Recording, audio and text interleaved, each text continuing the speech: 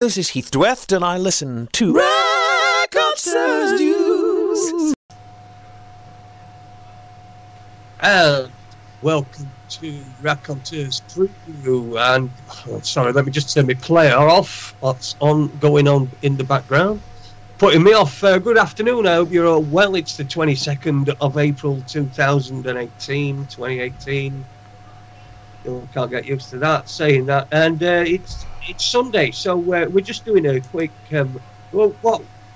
just really a bit of a production meeting that we have, and a bit of a preview of what we've got coming up. As usual, I'm joined by my two co-hosts. We've got Andy Young and Paul Webster. Aid still sunning it up and spreading his wild oats in Asia somewhere, so he'll be back in a couple of weeks' time. But good afternoon, boys. How you doing? I'm good, thanks, Jason. Enjoying the sunshine. It's this tropical climate we've got here. It's absolutely quite astonishing, really. We'd got like 29 degrees I saw the other day, but forecast snow for the weekend. But when you read the small print, it's in Scotland. Tropical's rigged, it's pissing it down here.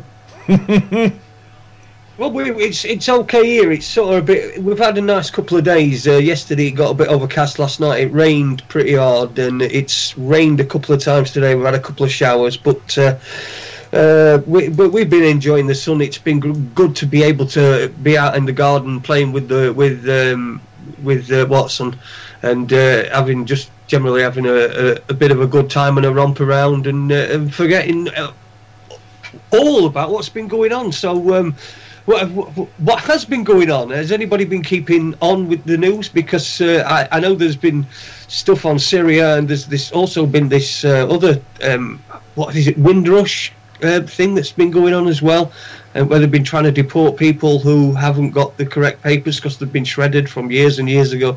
I don't know if you guys have heard about that, or you have an opinion on it. Yeah, they're using the same policy as what they're doing with the foreign national prisoners. They're deporting people, and then they're saying they can appeal it afterwards. So basically, fuck off, and then you can beg whether we'll let you back in or not.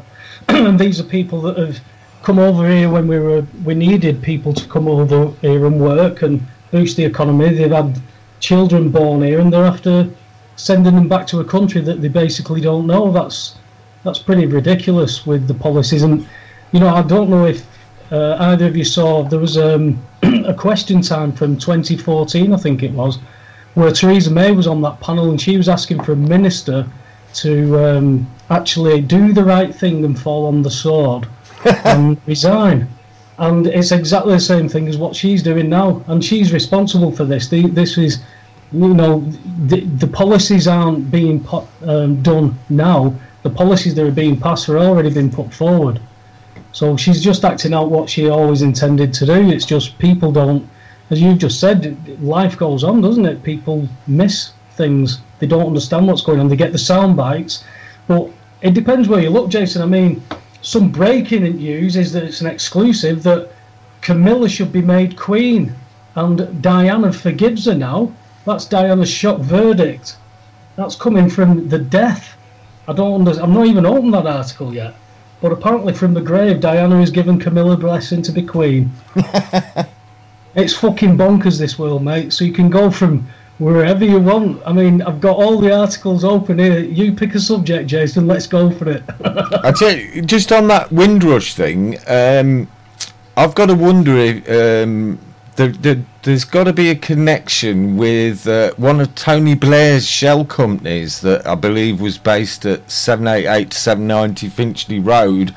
And Windrush is a name that, as soon as I heard it, I thought, hang on, Gordon Bound's been talking about that.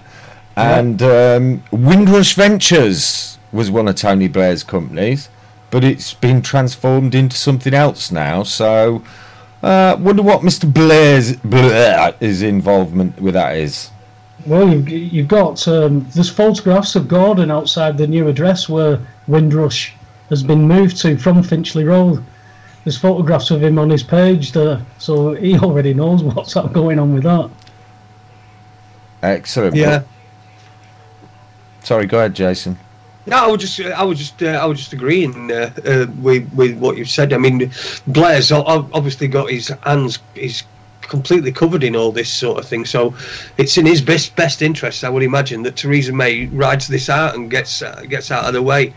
She seems to be invincible. She seems to be immovable. She's an immovable object at the moment, and I don't know what it is that's keeping her in the position of. Well, we do. It's the DUP and the £1 billion, and of course the rest of the Tories are not going to rebel because they're desperate to cling on to power. But it just seems that she's a dead duck prime minister. She's not done anything over Brexit. Brexit's just a complete and utter waste of time. I know that it just a complete and utter waste of time. We might as well have not bothered. We might as well have just said, look, we're not going to. It don't matter. We're not voting because if you vote that you want to leave, we're not going to let you. Well, they can't let us, Jason. Let's be honest, they can't, can they?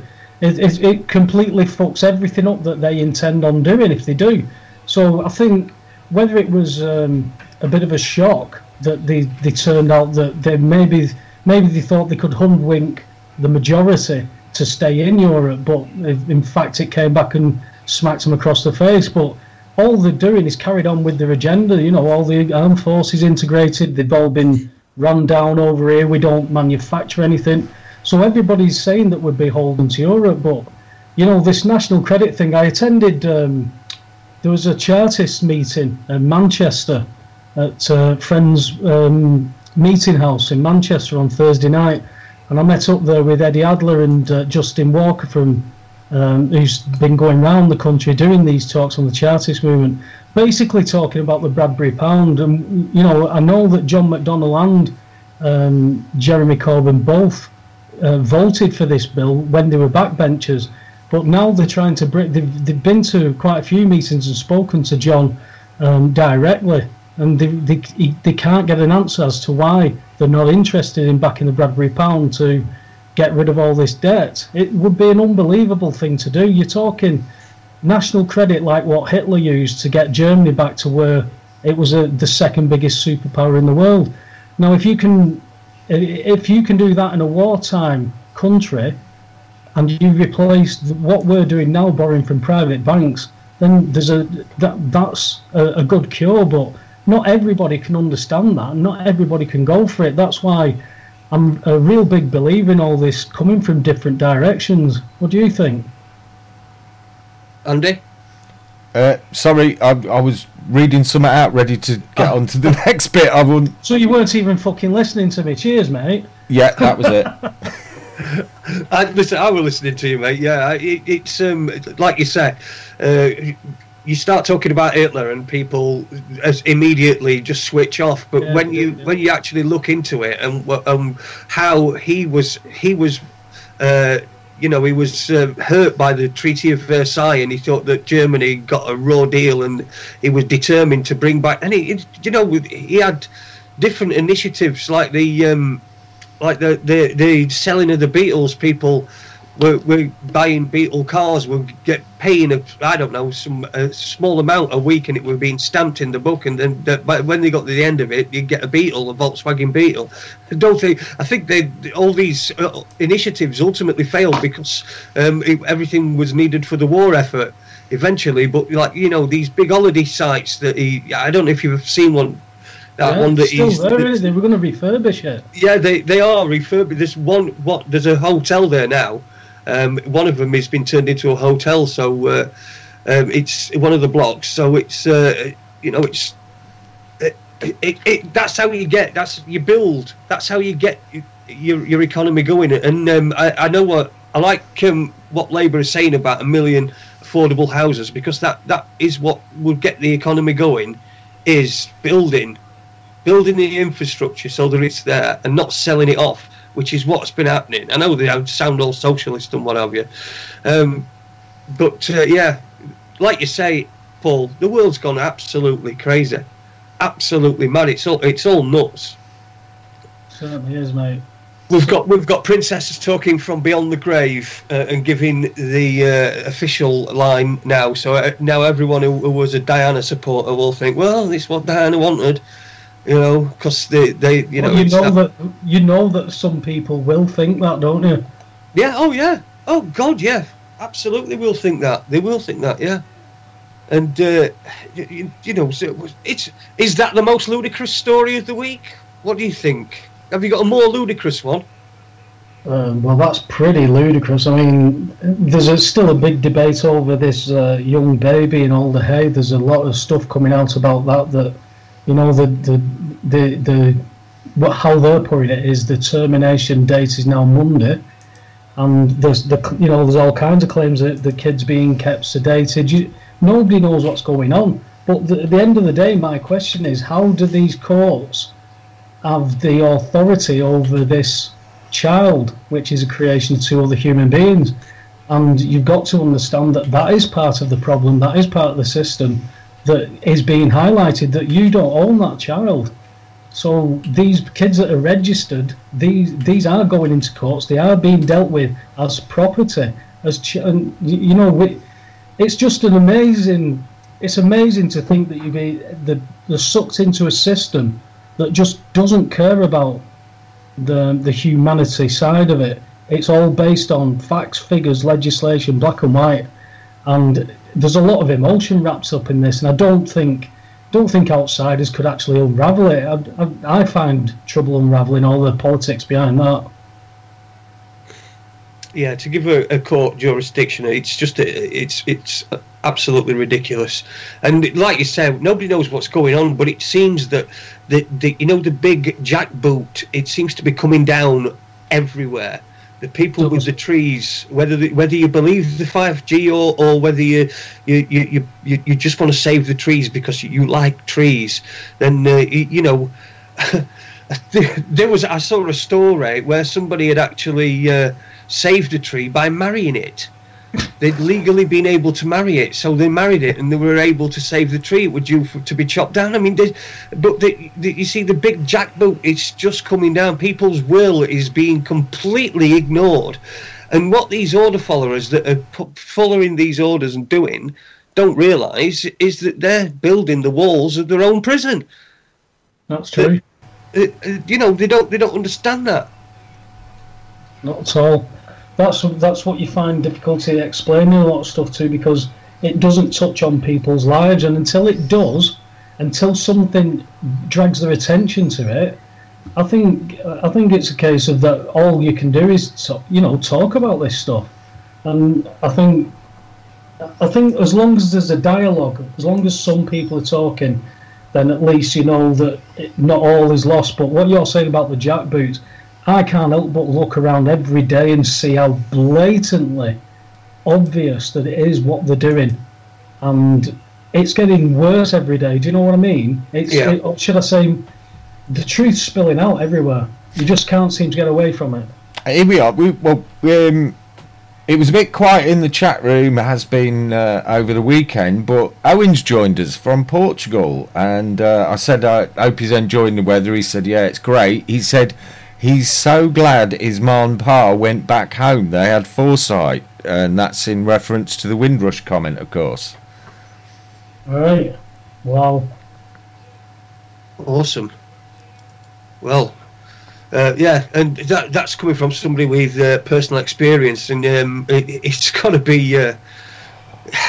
I don't know what his situation was, whether he comes under that, being the child of the offspring of somebody from Windrush, from the Windrush time, but it's to say that it just shows you, it's compelling, isn't it? What sort of shit that's going on at the moment. I know there's people that have been living here since 1964 or whatever, and came here and don't know anything else. They consider themselves British. They are British. They've worked, paid the national insurance taxes for many years, and now they're being told that they're going to have to go to a country that they absolutely have no idea about at all. Well, also, Jason, those people who came over in 1964, they're now going to have children, grandchildren, and if they're any sort of an age then, possibly great-grandchildren. So there's potentially 3 generations who may have never even set foot on that land, have no connection to it whatsoever apart from their blood. Mm. Well, Yeah. I know a lad personally, and he was Italian. He's not, you're not even talking about migrants here. He was an Italian fella who come over when he was 8, and he was 59, and they deported him. He doesn't even speak Italian. He's got family over there, but he doesn't speak Italian. So he's had to go over there, live there. He's had to appeal to come back. Whether he was successful in that, I don't know. But I think we're allowing priorities to be, the light being to be shined elsewhere, and all this stuff it's exactly what the likes of Tommy Robinson's going to feed into. People are going to see this is a good thing, people being deported. So you're going to get a real mix of people going to those kind of meetings again. You're going to have the people who just are complete racists, and along with people who think Tommy's not being racist, because I've never heard anything racist from Tommy Robinson, but it's what follows him around. It is classed as racist because people can see that divide, and they divide themselves just by feeding into it. Unless you can sit back and take all of it in and not come from an emotion, if you're listening to people's words and you're just responding emotively, then you've got a bit of thinking to do. It don't really matter what you think of Tommy Robinson, but most people's views, I would probably say 90% of the views that people have on Tommy Robinson aren't their own. They come from one point, or they come from another. It's as simple as that, and they're not their own. They've been given them by other people, and not necessarily by Tommy Robinson. Like you say, I've never heard anything come from Tommy Robinson's mouth that's racist. But then again, I don't listen to Tommy Robinson very much at all. In fact, if at all. But that's just my choice, But I've never, if I've got the point of view that Tommy Robinson is racist, I've never heard it from him. So it's somebody else's view. It's not mine, is it? I'm just basing my view on somebody else's. So you're sort of nicking somebody else's view vicariously. Yeah. Well, it is a thought. It's supposed to be a preview show, but we've actually, at the minute, we've got no guests lined up for this week, so there's not really a lot to preview at the minute. But I've just noticed that Owen said in the chat room, it's my daughters that I'm worried about. So it might be a possibility if Owen's feeling flush for batteries this week, he might be call in and have a chat with us about that. Yeah. Yeah, it'd be very interesting. Very interesting indeed. I think it's a subject of the moment, isn't it? But again, we're concentrating on these poor people who are going to be sent away. What's going on? What are we being distracted from? I mean, you've got cars being driven into people again. You've got evacuations in Paris or France somewhere. All this stuff is still going on. It's interesting. You've still got people saying that Trump and Putin are working together against the globalists now. So there's certainly a melting pot going on. Sorry, Jason. It's all right, mate. Yeah. We had very interestingly. We had a few days ago. We had a drill at Sheffield Arena. So that might be one to keep an eye on. They had people, actors playing scenes and being injured people. It was allegedly to see how the emergency services would cope with it. That was, I think, sometime last week. Definitely want to watch, mate. Definitely. That's popped up again, hasn't it, as well? The this poisoning, this spy poisoning. That's got to be the most ridiculous story that's ever been. That if there's a single person that if there's a single person that knows anything about that story and believes it, then I just I found village idiot, Anna. It's funny you mention that. I've just come across an article that there's evidence showing that the Novichok delivery system was patented in the US. So the plot thickens. Oh God, it's ridiculous, isn't it? You wouldn't even believe it if it were a film, would you? You'd say that's just ridiculous. That cop has been stood there with all that stuff all over it, and he's all right. Yeah. Well, there was police tape, Jason. Come on, give him a bit of credit. There was police tape that can stop a lot. That. Oh yeah. It's like those velvet ropes that you had in museums. Oh, you can't get near that now. Oh, there's a velvet rope. Can't go near it. Yeah, nobody's ever going to knock that over now. This statue, this priceless statue that we've got on this plinth, nobody's ever going to knock it over now because it's protected by the strength of this velvet rope. There's going on about these the chemical attacks. One of the children that were featured in the BBC White Helmets piece was the little kid having water thrown all over him. He's now come out on interview and said that the children were goaded in there with the promise of candy and cookies and stuff like that, and as soon as they walked in, they started pouring water all over him. So this kid's saying I wasn't in the chemical attack. So again, all this stuff is coming out, but you can't just keep... People are sticking their fingers in their ears or covering their eyes up and thinking, oh no, we can still carry on with everything. All this bullshit is starting to add up.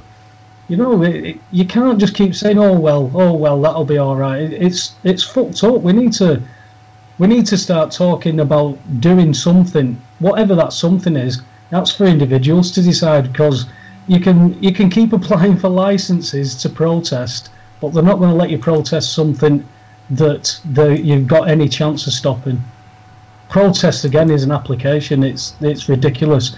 It's about real action, and I think it'll have to start with every man and woman. I think somebody who can't, you know, for instance, clean their house or tidy their own house up, think that they can change the world. I don't know how they can do that, because I've got to fucking clean my house first. Absolutely.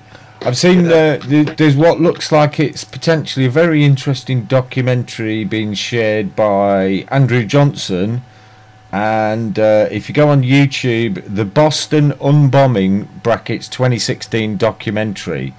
Unbombing, I'll have a look at that. It's 3 hours long, but Andrew said it seems very comprehensive and revealing.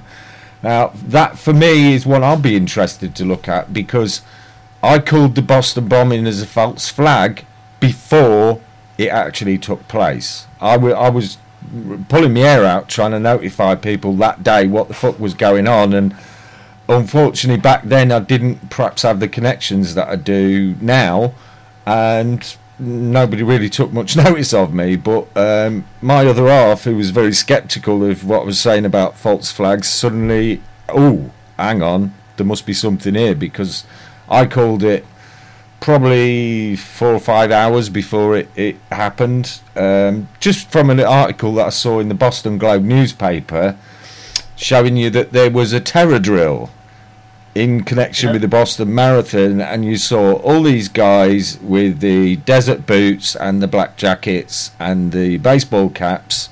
I believe they work for Kraft, don't they? Yep. Who were Kraft? Yep. Mm. Who were Weren't Kraft? they what were they called? Darkwater? Clear? I think they've possibly changed their name to Darkwater now. These companies are always changing their name. They're like Stratford. It was one or the other, Andy. It was either they were called what you just said, and they changed it to that, or the other way around. Yeah. There used to be a company called Blackwater, didn't there? Blackwater. It was them have changed. Blackwater were the private mercenaries that said they weren't doing anything wrong. Yeah. They made a mint out of Iraq, didn't they? Oh, did they? And that's what all this seems to be about. Is there's extra bonuses if you back us to go in and bomb the fuck out of this infrastructure, then we'll give you the contracts to come in and build it, and they're going to take money off the taxpayers to do this, and then the taxpayers are being told that they've still got to pay this debt. It's impossible. People have got to, it's like, it's the proverbial dead horse. There's no fucking horse there to whip anymore. It's gone. It has, and but on a brighter note, anything light caught your attention? Well, I'll say on a brighter note, is there any bright notes apart from weather at the moment?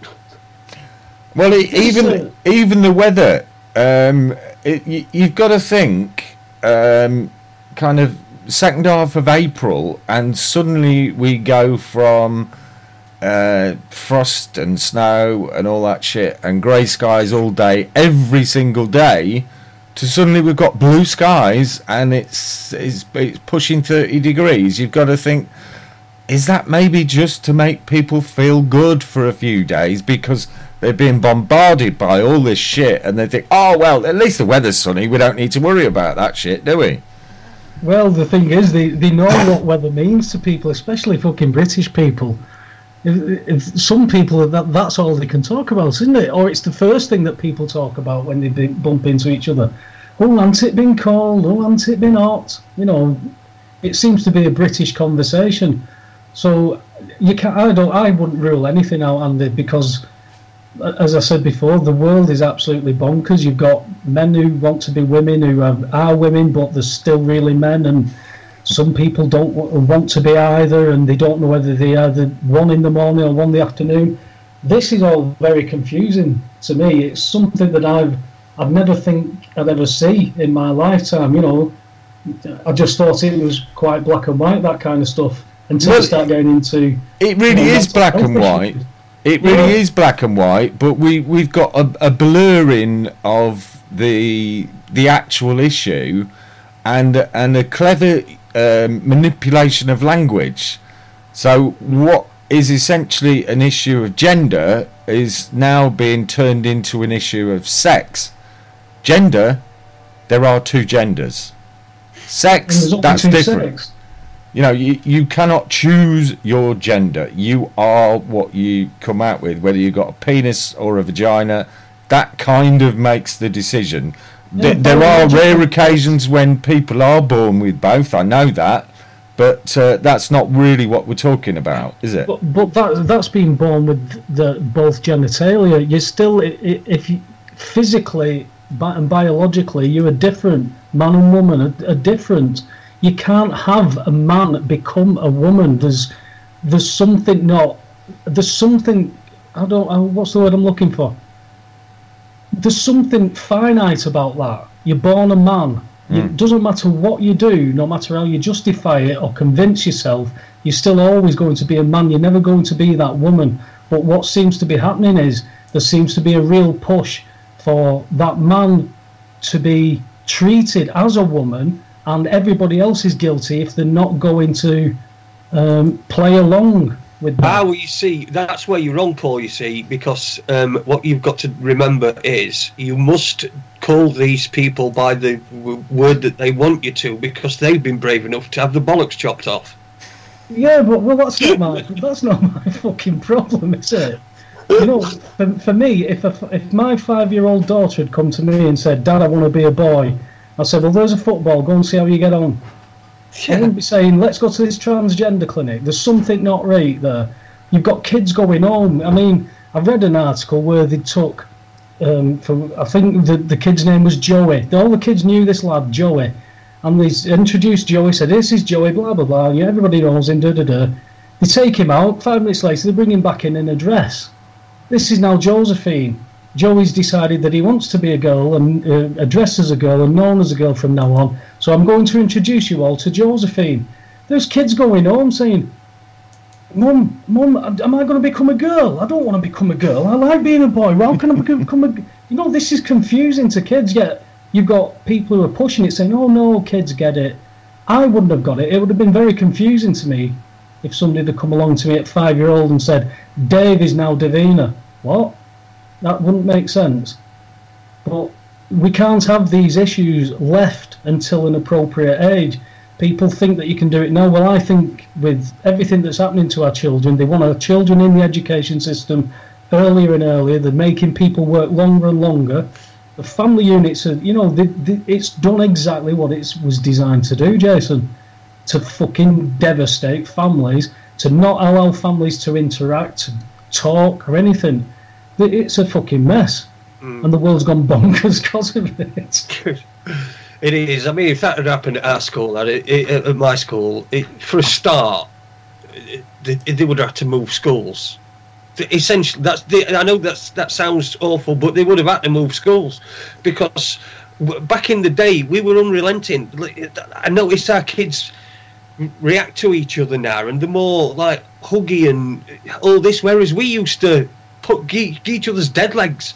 You know, and let's mill Holmesy because it was my birthday. I remember I think I was 16 and we'd gone away on coach, and it was my birthday to Southampton, and we were it was 2-2, and the whole word went round everyone.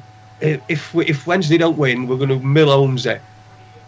That meant everyone gets round you and just kicks fuck out of you. That's all it were. Just kick the fuck out of you. And anyway, right in the last minute, Wednesday scored, so they were all disappointed. So they milled me anyway, because it was my birthday. But they don't do that these days, do they? It's all gone.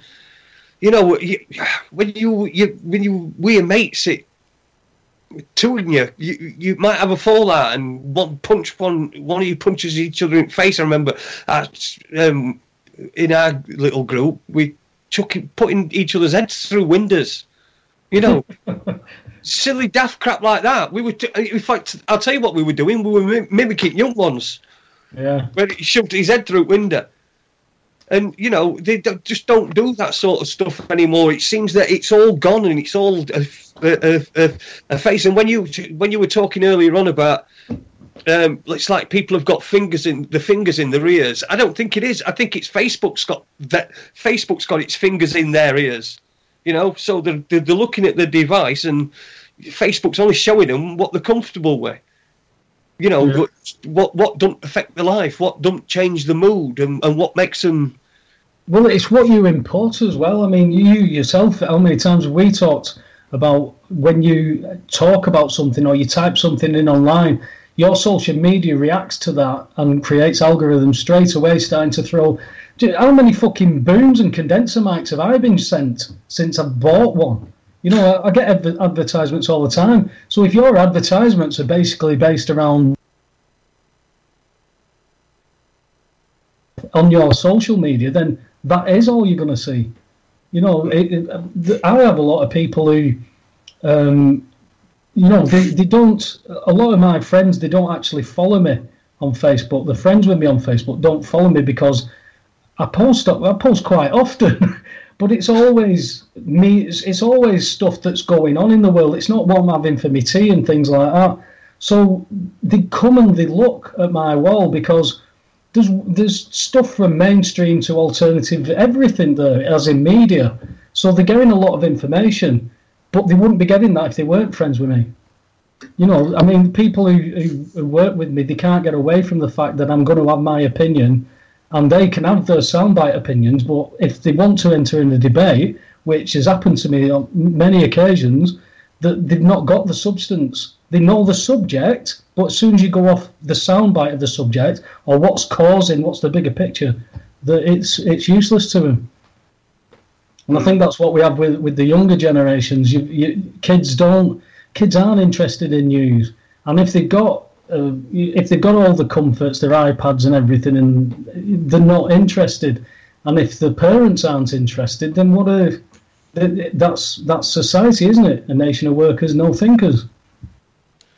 Yep, the safe zone generation, shall we call them? Madness, absolute madness. If I'd have come in to my dad and said, "Dad, I need a safe zone. There's somebody out there wanting to have a fight with me," he'd have given me a crack and thrown me out. He said, "You come back crying again, I'll give you something to cry for." Because parents are meant to harm their children for what is outside that world. You can't mollycoddle them. It's a fucking savage world out there. It is, mate. It is, and I think that if the clocks were rewound a bit, this generation would be pretty much fucked. For a start, they won't be able to get anywhere because nobody knows how to read a map anymore, do they? Nope, not at all. Right, so I think we've probably tucked into enough, we'll get a wrap up. So we've got Monday and Tuesday. We've got nothing lined up at the moment, but keep your eyes on raconteursnews.com and on Raconteurs News Facebook page, and on my feed as well, and Webby's and Andy's as well, who's going back to do some more superbiking, I would imagine. No, no, it's MotoGP now. Oh, well then. Yeah. Yeah, it's just bikes riding around in a circle, but I love it. Excellent. Well, it's you've got a passion about summer anyway. Yeah. All right. Well, we'll be on air Monday and Tuesday from 7 till 9, and if you can tune in, big thanks to Webby and Andy, and we'll see you very, very soon. Ta-ra a bit.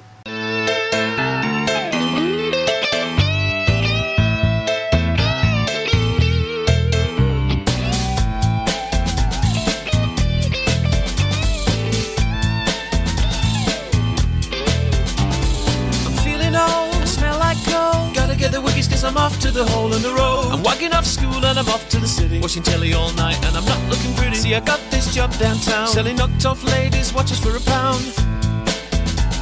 For a really dodgy man that I met in a dodgy cafe. You know, he said to me, the girl who sold these yesterday wasn't selling very carefully. Police came along and took her and all my watches away. So if you see some coppers, you grab my stuff and leg it, boy, right away. I'll be in the cafe. I'm just a boy from Sheffield, making his way through life. I'm just a boy from Sheffield, making his way. I'm just a boy from Sheffield, making his way through life. I'm just a boy from Sheffield, making his way. It's been a few hours and I haven't sold enough for my bus fare home. Street selling's pretty tough, so I turn on the charm for the lunchtime rush, with a smile and a wiggle on my schoolboy touch. So the charm is working in the underground. There's a crowd of men and women gather round, and the watches they are going, the money is a flowing. Think I'll take a little extra, stick it in my pocket, spend you later. I'm just a boy from Sheffield, making his way through life.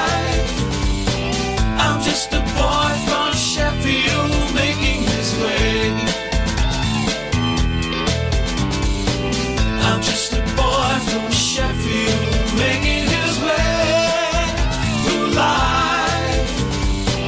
I'm just a boy from Sheffield, making his way. I haven't sold a watch for an hour and I'm dying for a slash. I've had enough of this, so I'm off for a piss. Then a quick walk back round to the cafe, sitting at his table drinking tea. Looks at me suspiciously, then with a glance at the watch he says, how did you do? He paid me a couple of quid, then he said, would you like to come and work another day? I said I'd come back down on Friday, and to that he said okay. So with £2 in my pocket and another 5 in my shoe, I nipped down to Castle Market, where a man who looks like Leo Sayer is selling pots with cockles and prawns. You make me feel like dancing. Then off back to dinner on the Wiggers and then home. I'm just a boy from Sheffield.